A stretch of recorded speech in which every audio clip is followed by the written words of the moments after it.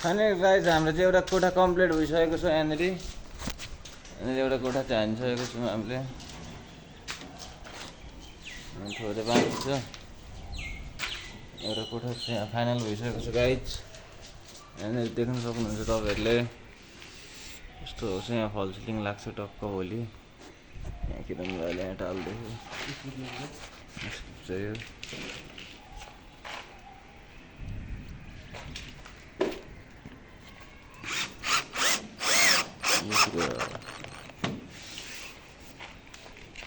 अर्को पनि चाहियो। हजुर हजुर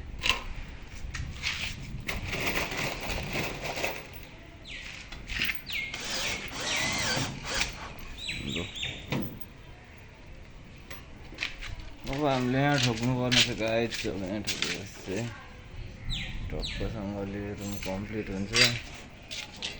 यस्तो गाइज अनि के छ त तपाईँहरूको हलीचली के गर्दै हुन्छ। मौसम पनि फेरि पानी पर्ला पर्ला जस्तो छ गाइज। गाह्रो छ गाइज।